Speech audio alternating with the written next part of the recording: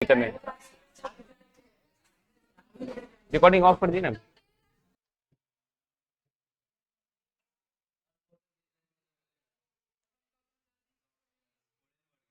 हाँ, नाम है साइंटिस्ट का। अभी से रुका था, आप जो लिख रहे तो अब ये शुरू हो गया, पता है आपको? समझाते समय तो ये सब अच्छा शुरू करते हैं। अभी समझाएगा, अभी तो लिखे हो।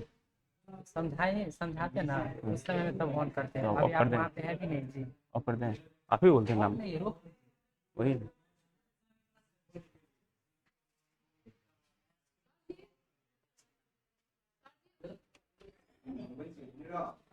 देखिए, हेडिंग है आपका कार्य प्रणाली और एंजाइम। क्या है? एंजाइम और एंजाइम। पता है एंजाइम के बारे में कुछ बताएंगे? एंजाइम क्या होता है? एंजाइम किसे कहते हैं?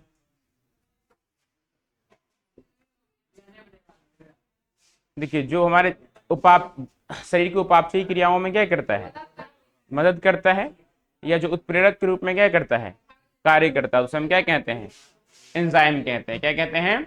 देखिए, सजीव कोशिकाएं, तो वैसी कोशिकाएं जो जीवित होती है, जिसमें कोशिका विभाजन होगा, जो एक से क्या करेगा, दो नई कोशिका क्या करेगा, निर्माण करेगा, तो सजीव कोशिका कहलाएगा। जैसे कि ई कोलाई हो गया। क्या हो गया? ई कोलाई में प्रतिकृति के लिए, किसके लिए? प्रतिकृति का मतलब हो गया रिप्लिकेशन। किसके लिए? रिप्लिकेशन के लिए उत्प्रेरक।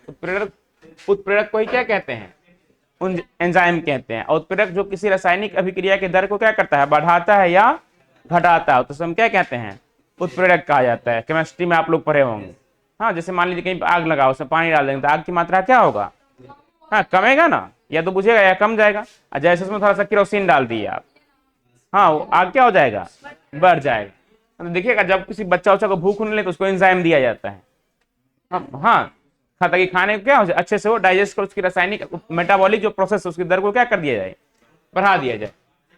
हाँ, उत्प्रेरक समूह एंजाइम की आवश्यकता होती है। जैसे आप लोग, हाँ, किसी किसी बच्चे को बिना मोटिवेशन को पढ़ नहीं सकता है, हाँ, बिना लाजूता खाए रह नहीं सकता है कि नहीं? बिना बात सुने उसका दिन नहीं करता। उसी प्रकार देखिए, कोई कोई जो सजीव कोशिकाएं हो, जैसे ई कोलाई, वो बिना उत्प्रेरक के, किसके?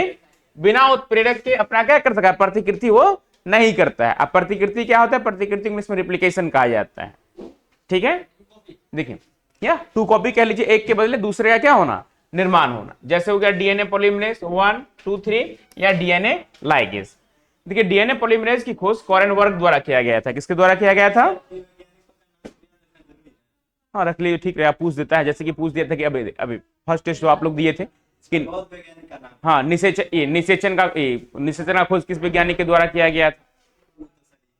नहीं आया था ना, तो ये सभी याद रखना ठीक रहेगा। हाँ, डीएनए पॉलीमरेज की खोज किसके द्वारा किया गया था? कोरेनबर्ग के द्वारा किया गया, ई कोलाई में। इसे कोरेनबर्ग एंजाइम के नाम से भी जाना जाता है।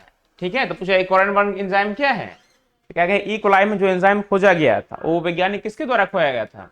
कोरेनबर्ग के द्वारा। इसी के कारण इसका दूसरा नाम क्या है? कोरेनबर्ग एंजाइम के नाम से जाना जाता है। फिर आता है हमारा डीएनए पॉलीमरेज। क्या आता है?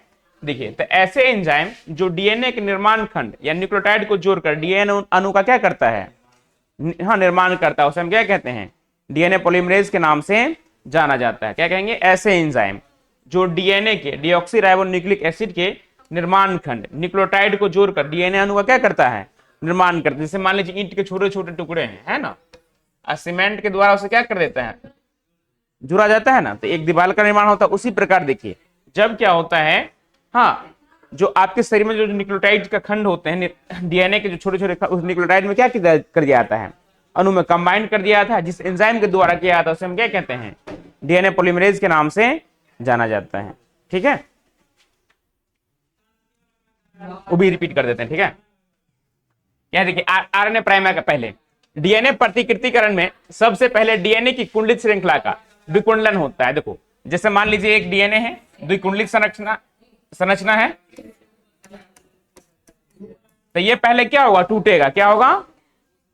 क्या होगा? विकुंडलित श्रृंखला का मतलब क्या हो गया? इस श्रृंखला का टूटना, विकुंडलन होता है। अतः खुली हुई डीएनए श्रृंखला पर सबसे पहले आरएनए के एक छोटे खंड का संश्लेषण होता है। हाँ, अब मान लीजिए ओपन हो गया, एक श्रृंखला ये बन गया और एक श्रृंखला, हाँ, ए साइड वाला है। ठीक है, तो इसमें सबसे पहला जो अणु का संश्लेषण होगा तो किसका होगा? आरएनए का। किसका होगा? आरएनए का। देखिए डीएनए प्रतिकृतिकरण, तो डीएनए प्रतिकृतिकरण का मतलब हो गया एक डीएनए से दूसरे डीएनए बनने की प्रक्रिया, ठीक है, यहाँ रेप्लिकेशन ही कहते हैं इंग्लिश में, ठीक है। तो सबसे पहले डीएनए की कुंडलित श्रृंखला, तो कुंडलित का मतलब हो गया डबल हेलिकल स्ट्रक्चर, ठीक है, विकुंडलन होता है। तो जब डबल हेलिकल स्ट्रक्चर टूटा, क्या हो गया? टूटेगा तो खुली हुई जो श्रृंखला बचती है हमारी, सबसे पहले आरएनए के एक छोटे खंड का संश्लेषण होता है। किसका होगा? आरएनए के एक छोटे खंड का क्या होगा? संश्लेषण करेगा, जो डीएनए का क्या होता है? पूरक होता है। क्या होता है?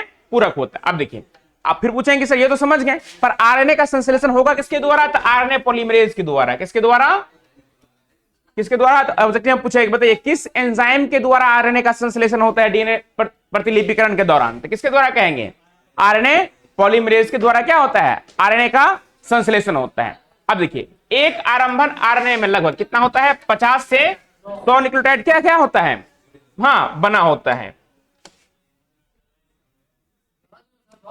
चुप रहो। देखो कार्य प्रणाली व एंजाइम, तो सजीव कोशिकाएं जैसे क्या हो गया? ई कोलाई में प्रतिकृति के लिए उत्प्रेरक यानी एंजाइम समूह की क्या होती है? आवश्यकता होती है। जैसे आप पढ़ाई के लिए पैसों की जरूरत है, नहीं रहने के लिए घर की आवश्यकता होती है ना, पढ़ने के लिए कुछ मोटिवेशन का भी जरूरत है, बिना मोटिवेशन का नहीं पढ़ सकता जब तक तो समझाया नहीं जाए कि जिंदगी क्या है, पढ़ाई क्या है। उसी प्रकार देखिए हाँ, जैसे कि ई कोलाई है, क्या है? ये बिना उत्प्रेरक एंजाइम का क्या करेगा? रेप्लिकेशन जल्दी नहीं करता है। हाँ, उत्प्रेरक का मतलब क्या हो गया यहाँ? एंजाइम। हाँ, जैसे मान लीजिए लकड़ी का आप चूल्हा जलाएंगे तो उसमें आप मटके तेल डालना पड़ता है ना, यानी पेपर या पन्नी से आपको आग जलाना पड़ेगा, डायरेक्ट मां से जलाएंगे वो जलेगा नहीं। तो वो जो आप कर रहे हैं तो आपके लिए एंजाइम का काम किया। किसका काम किया? देखिए जैसे डीएनए पॉलीमरेज में 1 आ गया, 2 आ गया, 3 और डीएनए लाइगेज। तो डीएनए पॉलीमरेज की खोज कोरेनबर्ग के द्वारा किसके किया गया था? किसके द्वारा और किस में किया गया था? ई कोलाई में। इसलिए इसे क्या कहा गया? कोरेनबर्ग एंजाइम के नाम से जाना गया।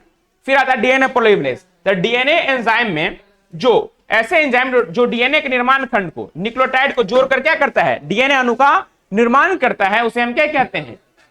डीएनए पॉलीमरेज के नाम से जाना जाता है। फिर आया हमारा डीएनए की प्रतिकृति, इसी का एंजाइम के द्वारा। किसके द्वारा?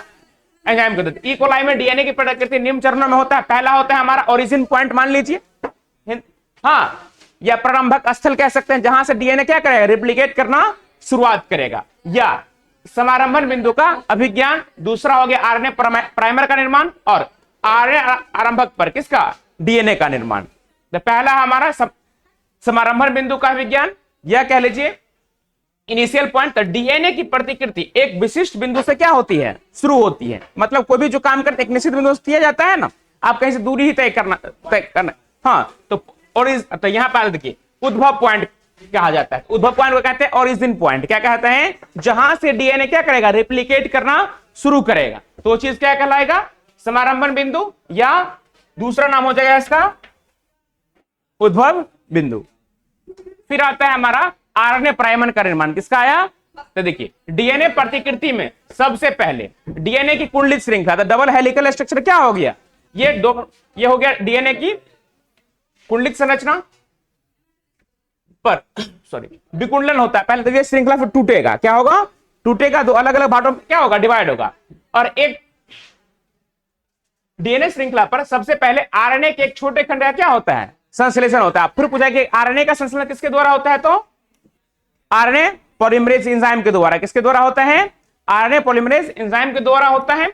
एक आरंभन आरएनए में लगभग, मतलब एक जो स्टार्टिंग आरएनए रहेगा उसमें कितना रहेगा? 50 से 100 न्यूक्लियोटाइड्स क्या होते हैं?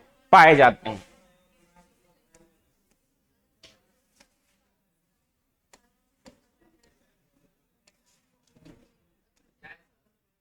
और लिखवा दें? हाँ,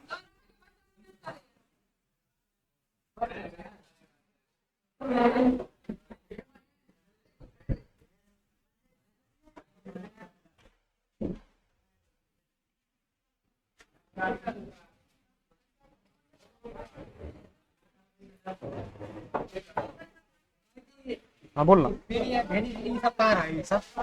इस जो पॉइंट छूट गया है ना, वो हम ऐड कर देते हैं। हम क्या बोले, पीडीएफ उसको पूरा हम लिख के दिए और जो पॉइंट मिस कर दिया तो छोड़ नहीं देंगे ना, तो इसलिए हम इसी में ऐड कर देते। इसको दोबारा हम सेव कर दे रहे हैं इसमें। कौन सा बोल रहे हैं? सब का है, ये सब इसमें सारा है। ये सब तो है। ये तो अगला पॉइंट है ना आगे, अब पीछे वाला कुछ पॉइंट छूट गया है। और सुचारा मिनट ऐसे सब रहे, मतलब जे लिखा है वो में नहीं रहे। क्या बात मतलब करते हैं? जहाँ बोर्ड पर लिखी थी ना, तो जो नहीं रहता वही लिखते हैं, जो रहता है वो से हम पढ़ा देते हैं, समझे? कल वाला की है। कल वाला सेव नहीं हुआ होगा।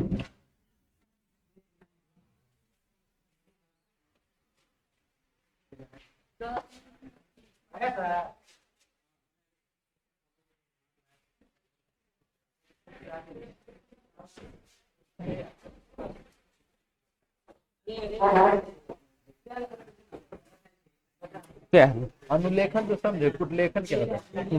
यहाँ आनुवांशिक कूट पढ़ाएंगे ना, रुक जाओ ना। यहाँ कोडिंग है। हाँ हाँ कूट ये जो चार्ट है, भाई कोडिंग में बहुत अच्छी है, बोलिए कहीं हार्ड है कहीं इम्पोर्टेंट है। हाँ, ये कहीं हार्ड है कहीं इम्पोर्टेंट है, मतलब ये है। इम्पोर्टेंट तो बहुत ये है, पूरा hard चैप्टर, बहुत है। ये पूरा चैप्टर हार्ड है। हाँ क्यों नहीं, मोटिवेशन देख के हाँ के डर भी से बता के बता दिलियो जो है। अरे हार्ड नहीं यार, हार्ड